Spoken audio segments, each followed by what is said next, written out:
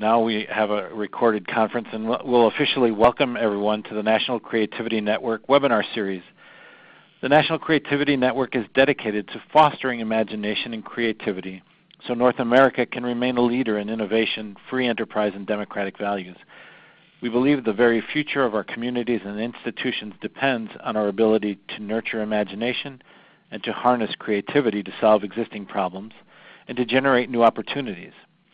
The National Creativity Network was created to enhance the flow of ideas, information, and practices across disciplines, and especially between key centers of creativity in education, commerce, and culture. We want to improve the ease with which these centers of creativity can gain access to the best thinking, best questions, and most successful ways of working together. The monthly webinar series is one of our strategies to connect people across North America. We alternate between subjects of interest identified by our membership and open mic sessions where the NCN community can share what they are working on and learn from each other's successes and challenges.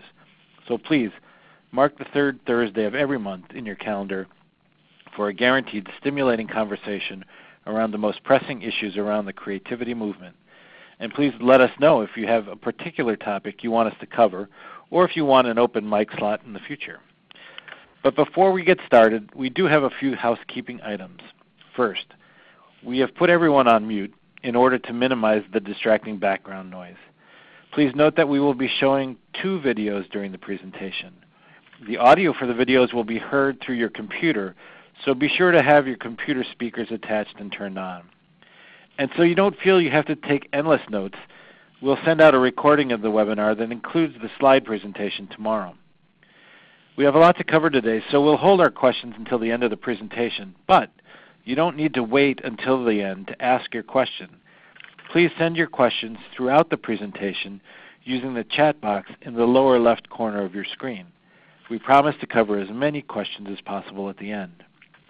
And now for our featured presentation. As you know, Kickstarter is the world's largest funding platform for creative projects. In fact, in just 3 years, over 1.5 million people have pledged over $175 million to 20,000 successful projects. That's a lot of fundraising power for individuals and nonprofits. We know that finding those extra dollars to move forward a unique project can be a challenge, especially when you must also focus on making sure that you cover general operating expenses. So organizations and entrepreneurs have been learning to use every tool in their tool chest, and that includes technology. We are fortunate to have a program director from Kickstarter with us today to show us the anatomy of a successful Kickstarter project. You'll learn how to launch a campaign, what kind of rewards to offer your potential donors, and other tips to help you achieve Kickstarter fundraising goals. We welcome Elizabeth Holm. Ms. Holm is an independent producer and a film programming director at Kickstarter, where she oversees film curating, editorial, and special events, filmmaker relations, and outreach to film organizations and institutions. She most recently produced Keith Miller's Welcome to Pine Hill, a 2012 Slam Dance Grand Jury Prize winner, currently on the festival circuit. We are so pleased. Elizabeth, welcome today. Thank you. Hello, everybody. I'm very happy to be here, and I guess please chat in the chat box if you can't hear me. As was stated, Kickstarter is the world's largest funding platform for creative projects. This month is actually our 3rd anniversary. Each week on Kickstarter, tens of thousands of people pledge millions of dollars to projects in a wide variety of creative categories, from music to film, art, technology, design. So we need to hear you. We need you to speak up. We're having a hard time hearing. You're having a hard time hearing me? Yes. Is this better? Yes, that's better. Cool. So sorry about that, Allison. I see your chat. So each week, tens of thousands of people are pledging millions of dollars to creative projects in a wide variety of fields. I happen to have my eye mostly on the film projects on site, but we also see projects in music, art, technology, design, food, publishing, and a variety of other creative categories. Right here you can see the typical Kickstarter project page. This project is called the GODOT cycle, which was a project out of Michigan. Feeder students were putting on a 24-hour cycle of waiting for Godot that would just end and start right back up again all day long. As you can see on the right-hand side, you have their number of backers, meaning people who pledged to the project, how much money they pledged towards the goal that these creators set for themselves, and how much time they had left on their campaign to reach their goal, which they did meet. Just quickly going over stats at a glance, which was actually mentioned in the introduction. At this point, we've seen, 1.5 million people pledge to over 20,000 successfully funded projects, meaning projects that reach their goal by their deadline. Pledging over, we're actually really close to 200 million now, but these stats were as of last month. We currently actually have our highest grossing project of all time on the site right now called the Pebble, which is a special kind of watch that has raised over $5 million on the site, which just a couple months ago, 3 million was the highest, and before that, 1 million. So things are happening quite rapidly. The main thing to focus on for Kickstarter is really not as much about funding as it is about engaging your audience. Oh, are you guys still having trouble hearing? Hello, Wendy? Yes, the louder you speak, the better. Okay. Kickstarter is a great place to engage your community and create lasting and meaningful relationships with your audience, inviting them to be a part of the creative process. It's a great space to try things out, show things in progress, generate excitement, get feedback, not only connect with the community of fans that you already have, but to find new ones. And on top of all of that, that you have complete creative control and ownership over your work. We don't allow equity financing on site. When people are pledging to your project, they're not pledging for a return on investment. They're pledging for a kind of meaningful exchange, what we call the intersection of patronage and commerce. So people are pledging for a creative item or a way to be a part of your process that's non-monetary. Just one more stats at a glance. This is where we are now as far as all of our creative categories and how much each has seen. Film has been the most successful, seeing close to 60 million in the last 3 years, followed by design with 25 and games.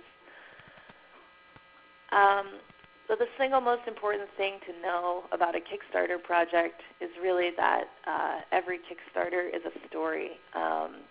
And what do we mean by that? I think the first thing to do would be to take a look at the Kickstarter project video, give you a sense of the personal stories that people are telling about their work and why they're passionate about it, what it means to them, what they need from us. So hopefully please turn up the volume on your computers if you haven't already, because I'm going to play the first video just to give you a little introduction to us.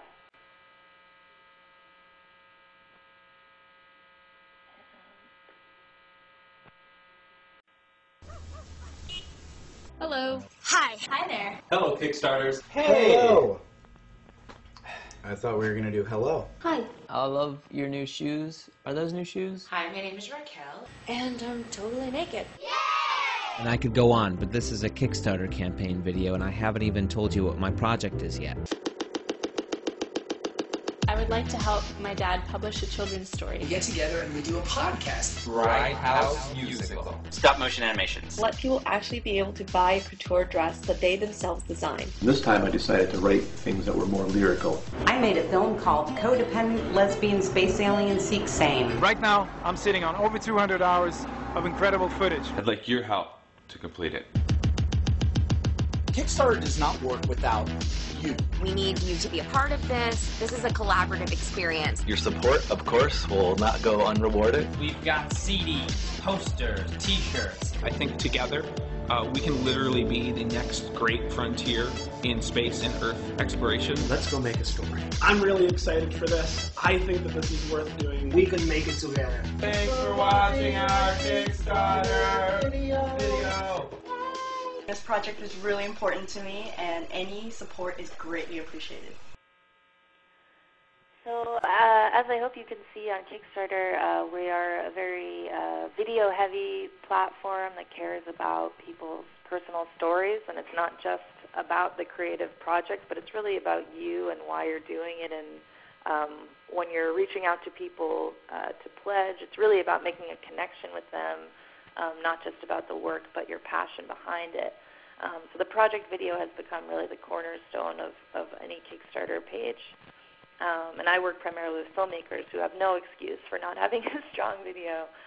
So we can definitely talk more about the video a little bit later when we go through a case study of one specific project. In addition to having a really strong, compelling personal video, project rewards are another key component of any Kickstarter campaign. As I mentioned before, we don't allow returns on investment, so rewards are typically a copy of the creative item that you're making, whether that's a DVD or a record or tickets to your theater production or a dance recital. A creative experience like becoming a producer, getting an associate producer credit, or coming for a day on set, or somehow being physically involved in the creative act that is connected to the project. And rewards are really a way to invite people to share in the process and share your story of your project with them. On Kickstarter, we're not talking about huge amounts of pledges. The most common pledge on site is $25. The average is $70. And we typically see people offering somewhere between 5 and 7 different kinds of rewards, like a $1 or $5 thanks on the website, and then for filmmakers it could be like a $25 DVD, $100 tickets to the premiere, or a special thanks on the website, or a signed poster or something. And the higher and higher people go with pledges, the more it becomes kind of about a unique one-off experience, like come to my home and we'll do a private screening, or spend a day on set, or if it's a well-established artist of some kind, maybe it's get a free 30-minute consultation with me, or come for a studio tour. The third big focus of any successful Kickstarter project, besides the video and the rewards, is the kind of what we'd call outreach that you do. On-site project updates are a place for you to connect with your backers and let them know what's going on with the process of your work, where you are not only in the campaign but also long after the campaign is done. Just a way to stay in touch with people. Every time you post a project update to your page, that update automatically gets emailed to all of your backers, so they don't have to return to that project page to know what's going on. It's a great way to let people know the status of their rewards, or that your film that they funded 2 years ago just got into its first major festival, or that you're having your grand opening party, or when you're campaigning, it's your space to remind people that you've got 15 days left and you're halfway there and you need their help on Facebook and Twitter. So it's a great way to kind of just like rally the base and keep people involved.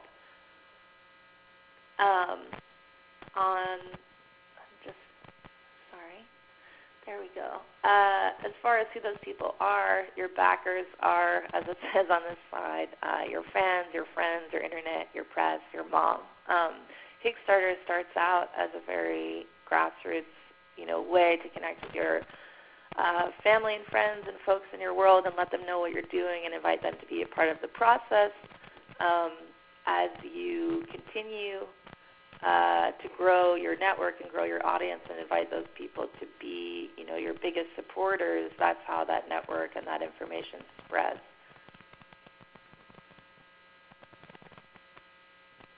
On Kickstarter, we're what's called an all-or-nothing funding platform, which means you can always raise more than your goal, but you can never raise less.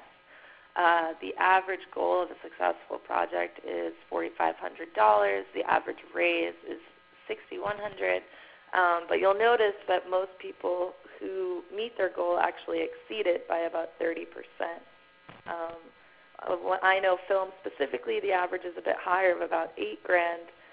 But in the 20,000 successfully funded projects we've seen on site, it is fairly small amounts of money. We're talking about being a part of someone's ecosystem of funding, combining, grants and private investors with this soft money that you get from, public engagement.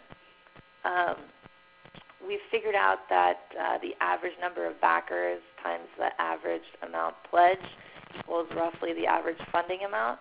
So if you're thinking about what might be a reasonable goal to achieve within your own networks, if you think about how many people you anticipate supporting your project and multiplying that by 70, you'd arrive at roughly what you might think about for your goal.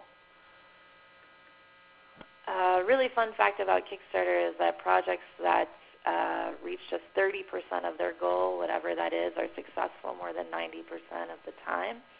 What this suggests is that people who put the project up and tell their mom and send out an email and let people know that it's live and available, and that they're actively, pursuing their outreach, those are the projects that make it. The ones that don't really kind of like put it up on the internet and walk away and just expect people to find it. A big part of any Kickstarter campaign is really a campaign. It's the marketing, and sharing of your work with the community. So it's definitely critical that you get the word out there. But what this stat would suggest is that, once you really start doing that, the all or nothing momentum of needing to reach your goal by a certain amount of time has, proven time and again to push people to their goal. When you're thinking about how long to leave your project live on site, the duration is what I'd call the sweat time. It's how long are you going to be pushing it out there and hoping that you make it. Taking a look at this graph, we can see that most Kickstarter projects see the same similar trajectory of a lot of pledges in the very beginning and a lot of pledges in the very end. And the middle, when the project is not brand new or about to close, is what you might call the trial, where you're building up your network, you're expanding your email list, you're maybe reaching out to blogs to get some press coverage. People are hearing about the project, but that motivation to pledge is not quite as strong as it is when the project is either brand new or when you have that, 5 days left, 3 days left, 24 hours, when everyone kind of comes out of the woodwork before the buzzer. You can be live on our site for up to 60 days, but we actually recommend 30 days as being the optimal amount of time. The 30-day campaigns have the highest success rate. And a lot of that has to do with just the psychology of, as I said, you don't want your trial in the middle to be too long.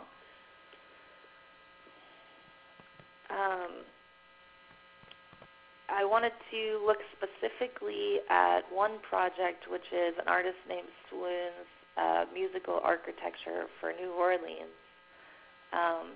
This was one of our favorite projects. I think we put it in our newsletter last summer. Here you can see the project page, where, as I mentioned, you can see the updates tab. She had posted 5 updates letting people know what's going on with the campaign. You can see her 357 backers and the comments where her backers can post, questions or encouragement. So she had a goal of 12,000 and she doubled it. And down the right-hand side of the page, if you would imagine that $5 pledge bar extending further all the way down, that's where you would see the variety of rewards that she offered.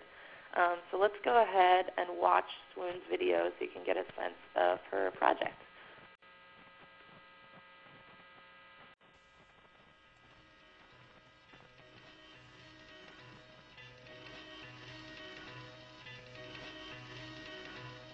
Everything that I've ever worked on before has always been kind of transitional. I have for years been building boats. They would travel down rivers and various waterways. So I'm here in New Orleans with New Orleans Airlift, and we're working on a project which is going to create a structure here in this lot. This will be my first kind of like very fantastical house.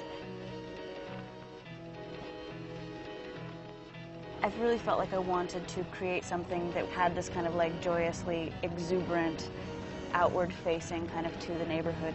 attitude. This is a model of the house that's going to be built in this lot, and it's going to function in a couple of ways. It's a house primarily, but it's also a public sculpture, an interactive public sculpture. We're working to create a building which functions as a house, but which also functions as kind of like musical, basically musical architecture.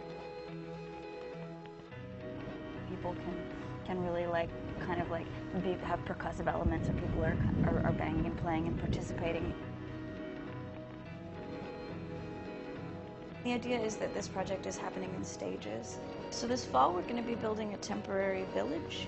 It's going to be a kind of a laboratory where everyone can really get a feel for their sounds. I'm Taylor Shepard. I'm a mechanical artist here in New Orleans. So one of my pieces, these are cams. It's sort of an 11th century invention that takes a rotary motion and it turns it into a reciprocating motion. We're all looking at it as this opportunity to make all this stuff that we think about all the time that's in our heads. The interfaces being, you know, pulleys or like, you know, levers and big buttons and maybe like stuff that you step on a stair. New Orleans has had a lot of hardship, and I think that we want to make something that's really celebratory. We want to make something that's like really a beautiful gift for this city.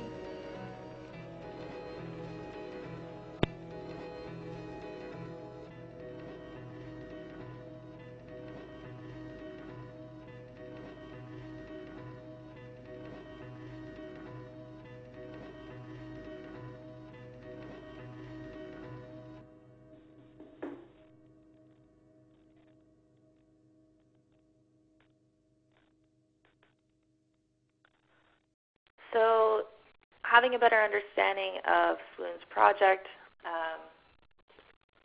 you can take a look at some of the rewards that she offered specifically. You know, obviously at the $5 level, it's a good feeling inside, a tax deduction, pledges at any level are tax deductible. That's an important note to make. I saw that someone had a question about if this is for nonprofits.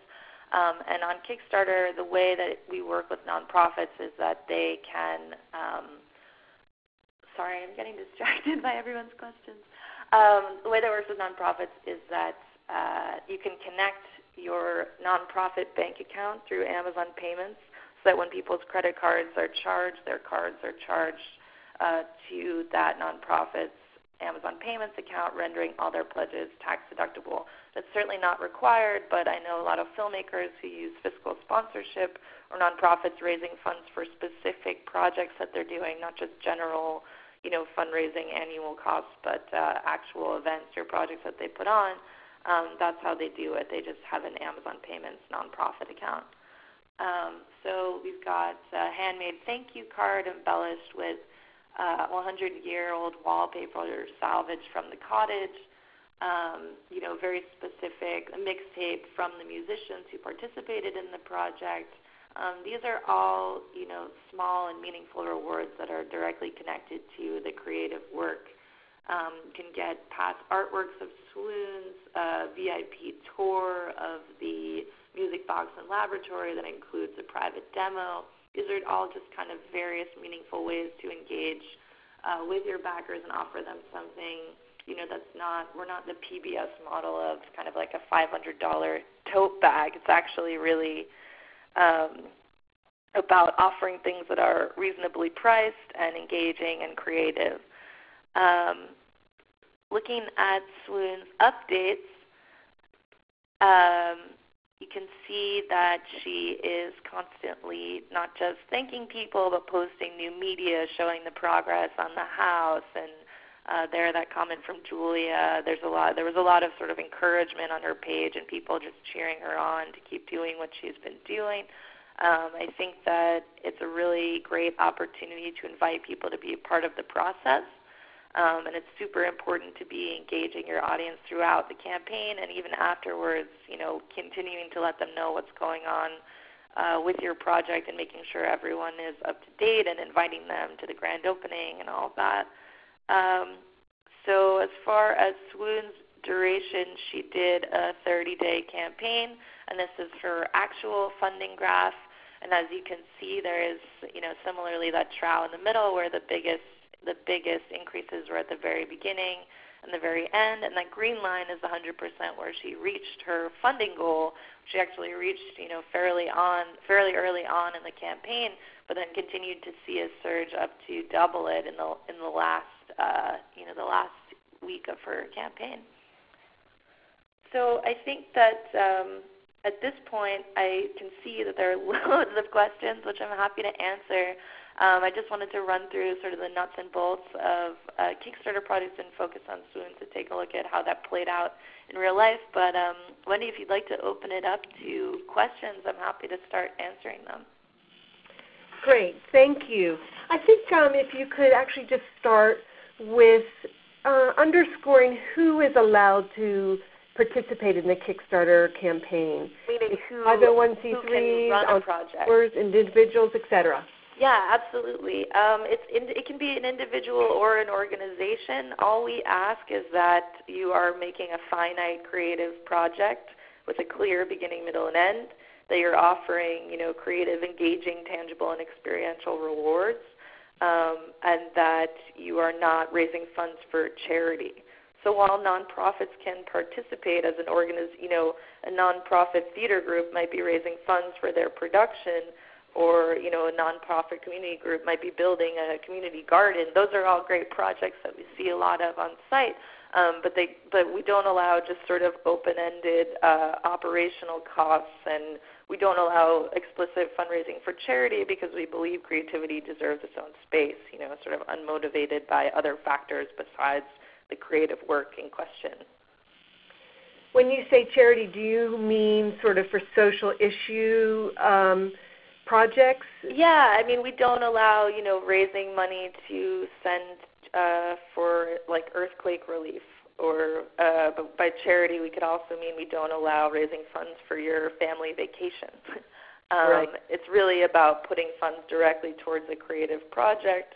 And while obviously a lot of artists are deeply entrenched in, pro-social humanitarian efforts, and we support that entirely, it becomes difficult to, when you're looking at two documentary projects, say, and they're both about the same thing, but one of them is giving 20% of the funds raised, to the Red Cross, then you start to feel like, well, my money, where is my money going?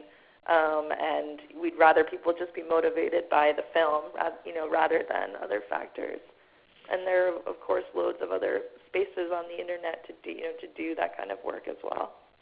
Well, I think that's important to note, because some people might, when they're creating their video, think, oh, I'm going to underscore some of that social aspect of it, and then in fact that is not helpful for a Kickstarter campaign. Yeah, I think certainly, of course, especially working with documentary filmmakers all the time, much of their work is intrinsically linked to that social aspect, and that's fine. And it's not to discourage, making meaningful artwork, but it's really about the connection between people's dollars pledged and the direct way that's going to be channeled needs to be for the project and not for a third-party organization.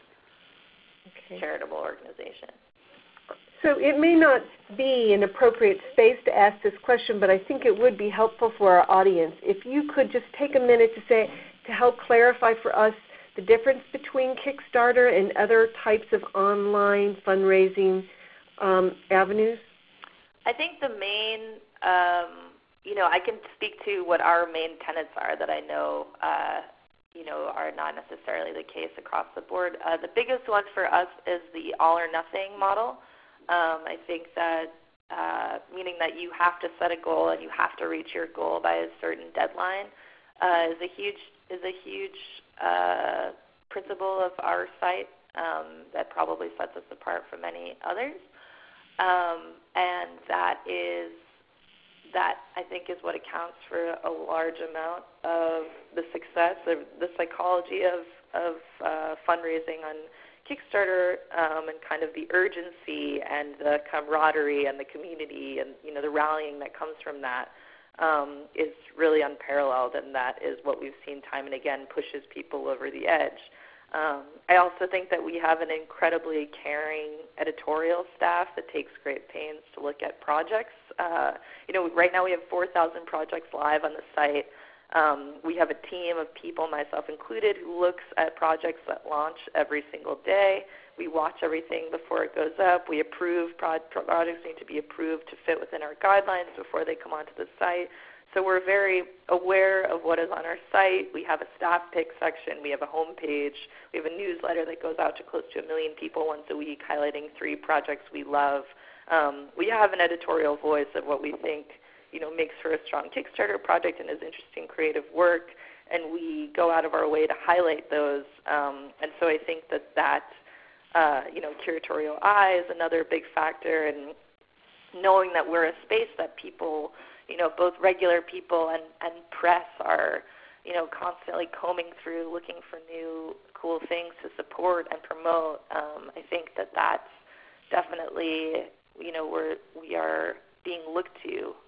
People are browsing the site all the time and looking at the things that we highlight and, finding work that they find compelling, whether or not they actually know that person personally. And that's the goal.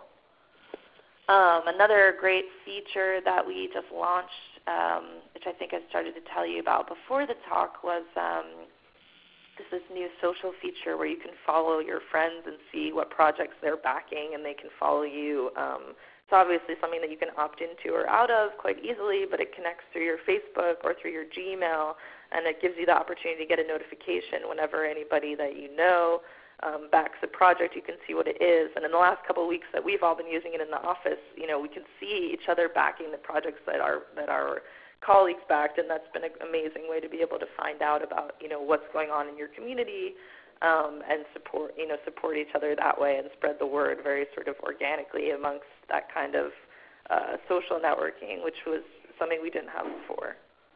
So let's talk a little bit about that social network. And we're getting a couple questions about how savvy do you really have to be already in terms of using Facebook and Twitter and other social networking avenues. And also, I guess along that same line, in terms of creating the video, how sophisticated does that need to be, and how difficult is it to deal with the technical aspects of uploading it later? I think that if you spend some time browsing the site, you'll see that there's a really wide variety. To speak to the video first, there's a really wide variety of video, and sort of how slick it is not as important as kind of how genuine and passionate you are. While I think that having a 2-camera pitch where you or the artist or whomever is really making that personal appeal or connection with the audience is critical. But I think that it doesn't have to be, amazingly professionally edited. It's something that you can knock out in a weekend with your friends. And I think that it's less about it being perfectly polished than it is about just being yourself and really getting your message across. And I think as far as, sorry, your second question was what? I think some aspects of Facebook and social media. I do think that is important. I think that the stronger your online presence is before you launch can only help you. But I also think that it's kind of a chicken or egg thing, where some people are using Kickstarter as a means to build that online presence. But if a great way to launch is to have established, whether it's Facebook or Twitter or both, setting up a means to spread the campaign through social media networks. It's certainly those are important legs for outreach, absolutely. And whether that means bringing on, I always talk to filmmakers about finding the film student in college who's looking for an internship and a way to be a part of the process, and just bringing them on for their 30-day campaign, or dipping your toes in yourself. It's a great reason to do that, and it certainly is helpful for the project. But even something, if you're on email, even sending out an e-blast to your contacts is equally, if not more, critical.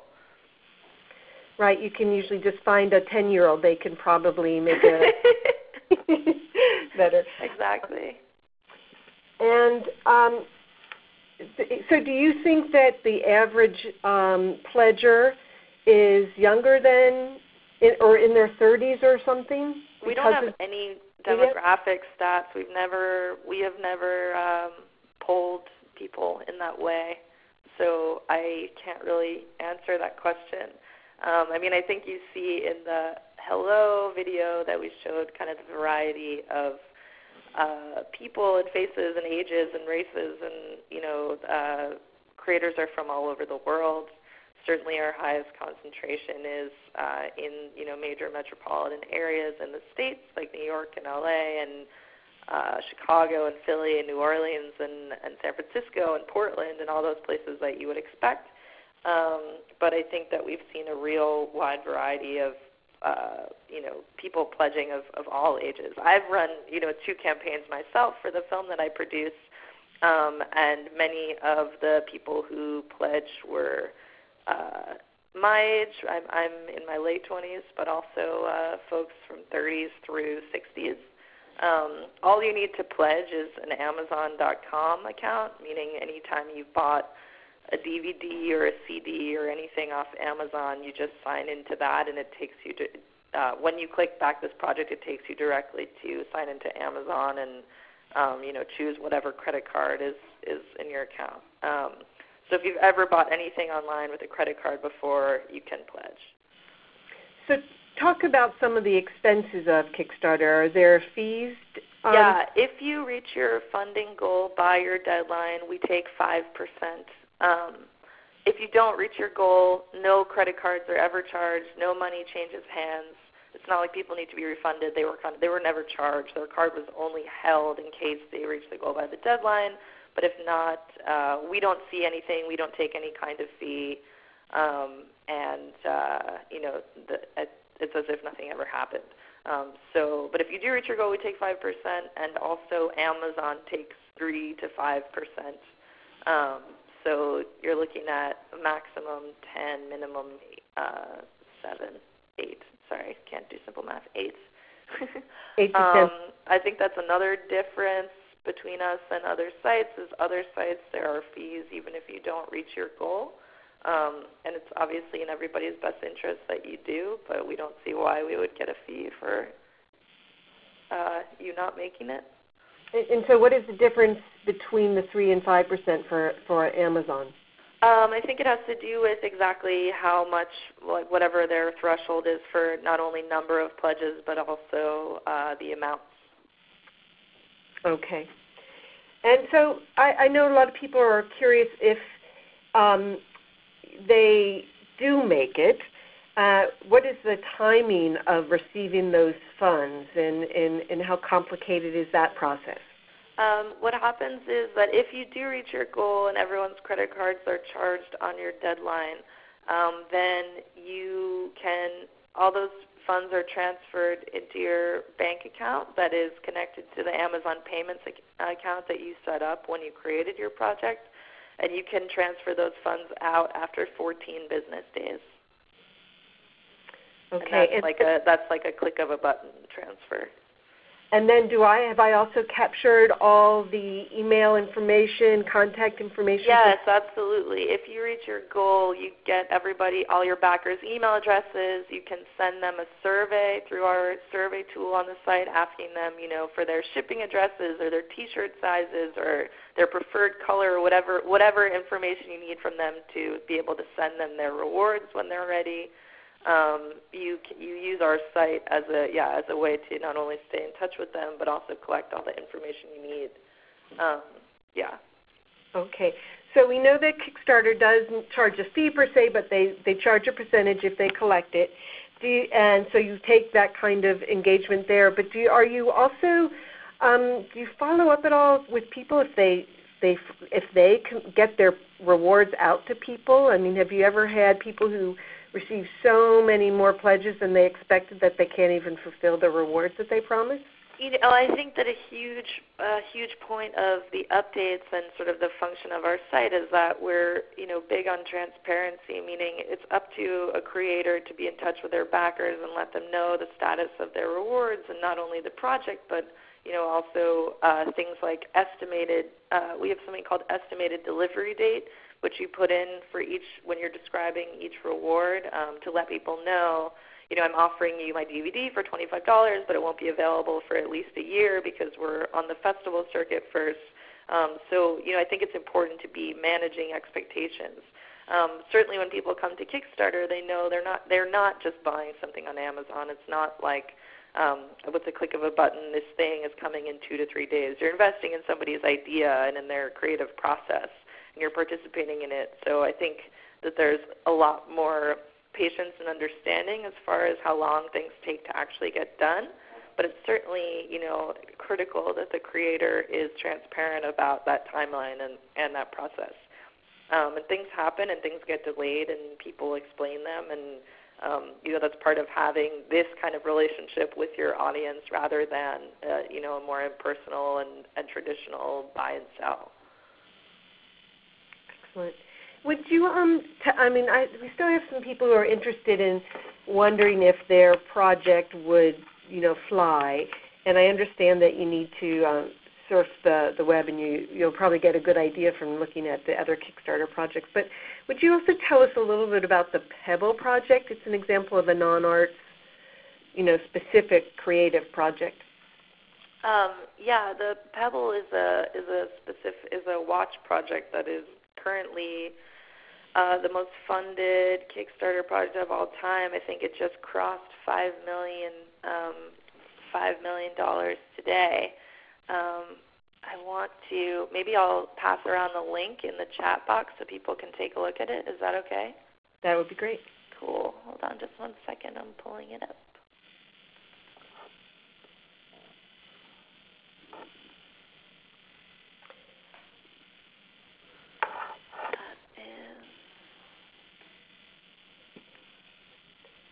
There we go. So the Pebble is a product design project, and obviously, each category is different. When in the product design category, people are making a thing, and the vast majority of people are just pledging for, the creative object, and the site has in many ways become an amazing new space for design projects like this to flourish, they had set a goal of $100,000 for their initial round of manufacturing, but because the demand is so high, it's actually fueling the supply. So they're at 35,000 backers, having pledged $5 million to over 2,000, or I guess it's several thousand pebbles at this point. But yeah, people should definitely take a look at how the Pebble works. Pretty crazy device. What's funny is our first technology project that almost reached $1 million was called the TikTok, which was a watch band that you could connect your iPod Nano into, snap it in. So it's funny to see watches, fancy gadget watches doing so well on Kickstarter. Oh yeah. So now so there is not a cap on the project that you can ask for, right? No, you can ask for as much as you want, and you can raise as much as you raise. But I think that it's much more exciting and meaningful to set a reasonable goal that you can, achieve and get beyond, than be struggling to reach something that you not only don't need, but isn't really, attainable or realistic for you. Right. You don't want to set $10,000 and leave $5,000 on the table. Right. Right. And so there are some more questions also about, understanding your requirements in terms of a finite goal and the rewards, and it not being something that is asking for charity purposes. But are there other kinds of vetting that goes on in terms of the content, the mission of the organization? Are there other tips you can give people? Yeah, we're not screening for taste. It's never, is this a good film project? It's just, is this a film project, or is this a production company raising funds for operational costs, or is this a film project raising money for the nonprofit organization that the film is actually about? And so I think that the best advice is just, being really prepared. We have a team who looks at several hundred projects a day and either accepts them, denies them, or offers comments. Our acceptance rate is actually quite high. It's at nearly 80%. So the vast majority of projects that are getting turned down are really just from people who have not taken a look at our guidelines and understand what kinds of projects are right for Kickstarter, or they're people who haven't put any work into making anything. They have, one reward and a 2-sentence description and a no video or just a photograph or something. And, we're definitely a space for you you have as much time as you want to build the project. So I just recommend, really taking your time on the build before you submit for approval. That said, of course you can submit as many times as you like. So, if your project gets turned down for being, too undeveloped or something like that, that's certainly something that you can come back with later, with a stronger campaign ready to go. So how does one get feedback from? We send you a message. When you submit, you'll get an email with that message, and you log into your Kickstarter account to be in conversation. Someone asked a really interesting question that in terms of once you reach your goal, have you thought about, or do you understand the psychology behind why people would continue to give after you reach the goal? Yeah, people pledge to successful projects. People want to be a part of something that is going to succeed, and either the goal is irrelevant, like with something like the Pebble, those people are pledging because they want the watch. So every pledge is for a watch.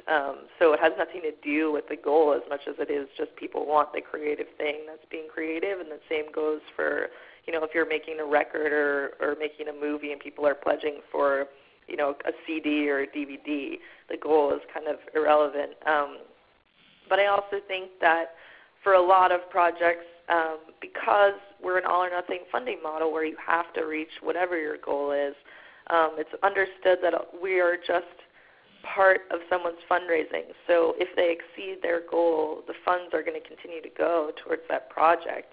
It's just, when I am, as a film producer, when I have a film that costs $250,000 to make, and I put my project on Kickstarter, and I say that my goal is $50,000, people continue to pledge. That's more money that is going into the total budget of the project that maybe I don't need to freak out about getting from a grant or finding an equity investor. So people are kind of aware that we're talking about partial amounts. And I think that people are not at all deterred coming to a page and seeing that the person has met their goal, because that's all the more reason to just want to be a part of this thing that's definitely going to happen. So I think that that's important to understand. It seems like there are two different types of projects, at least two different types. Some that are coming from nonprofits where they're asking people to engage in supporting a creative project that might not have any rewards like a watch. And those that might have an actual product that an entrepreneur might be trying to get out into the world. Absolutely. I think that the design and technology products certainly are a different thing than a theater project or a dance project or a food project, and we're very aware, that each creative category has its own, creative thing that's being made through the site. Absolutely. Well, thank you. We should let the audience know that we will be sending out 2 worksheets or information sheets that they can use to get more specific details and links to how they can get more information for Kickstarter. So I'm going to turn it back to you, George.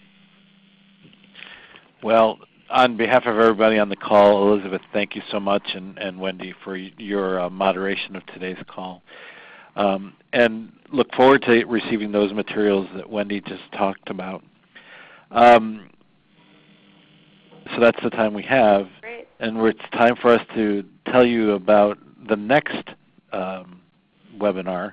And save the date for the 3rd Thursday of May, because we're excited to announce that on May 17th, we'll feature a conversation with Jonah Lehrer, the best-selling author of Imagine How Creativity Works.